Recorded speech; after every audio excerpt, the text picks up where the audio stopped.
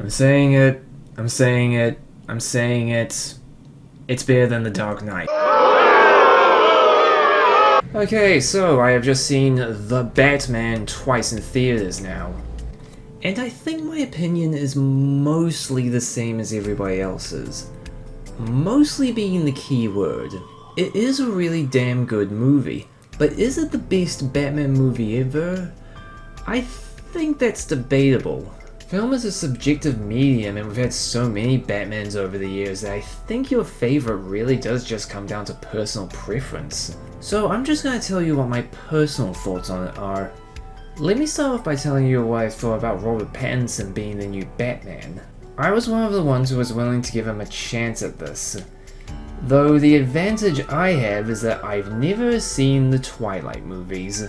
What I have seen him in are movies like High Life, The Lighthouse, and Tenet, all of which were good movies, and his acting in all of them is really good. Because of this, I was willing to give him a chance. He's not a bad actor, quite the opposite as a matter of fact. He's a phenomenal actor, Hollywood just wasn't using him right. So I gave him a chance, went in with an open mind, and lo and behold, he was actually really good.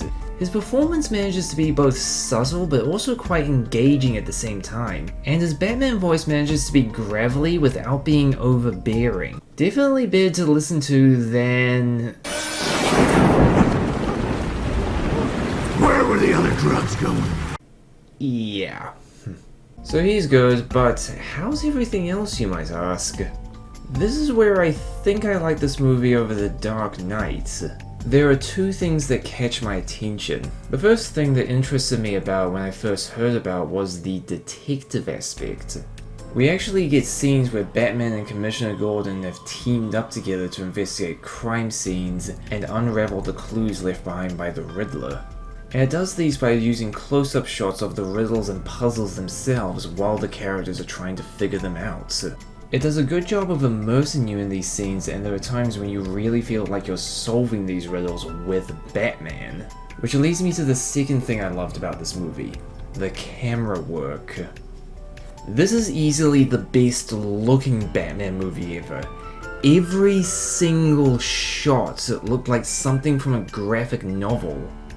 Honest to God, I think you could even do a graphic novel version of this movie, but have every single panel be a recreation of this movie's shot list. I absolutely loved how stylish this movie was. Which leads me to why I think this movie tickles my fancy more than the Dark Knight movies. I'm a big fan of the mystery genre. You know, stuff like mystery movies or weird surrealistic anime detective games. In fact, this now leads me into what my ultimate view of the movie is. I'm just gonna say it, this has now become my new favorite Batman movie. Don't get me wrong, I like The Dark Knight just like everybody else, but the Batman just has a little more of what I'm looking for in movies. Now let's talk about everybody else's favorite part of this movie, Paul Dano as the Riddler. To tell you the truth, this is the casting choice that I thought was a little off. Paul Dano is known more for being a drama and comedy actor. Or if you're like me, then you know him more for being in Swiss Army Man. So I wasn't so sure about him playing a villain, but again, he was actually great.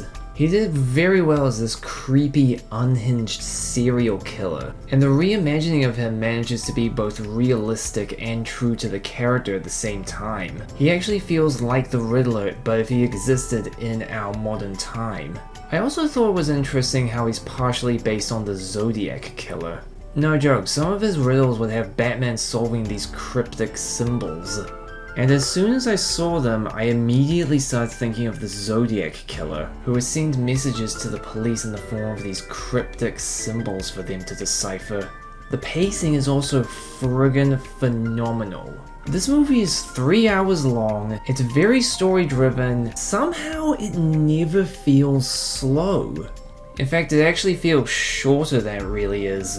I think it might be because A, the atmosphere and cinematography, as I mentioned before, are immersive and do a good job of pulling you into this hellhole of a world. And B, the writing is just really good. All the characters have parts to play, which is no easy feat considering that there's so many of them. The story structure was great, with none of the scenes feeling out of place, and as a lot of people have pointed out, it leads up to what's actually a pretty damn awesome climax. And what's most impressive is that despite how dark, gritty, and at times scary it is, it somehow leaves you with a good feeling at the end. And if you've watched the movie, I think you'll know what I mean. Ever since DC has tried crafting their own cinematic shared universe, they've definitely had mixed results. Some of their movies actually haven't been too shabby, while others pretty shabby.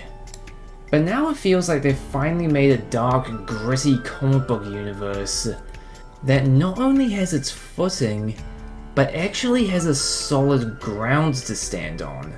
And to tell you the truth, I'm actually looking forward to seeing where this new franchise is going to go next. I'm actually excited to see what's coming next from The Batman.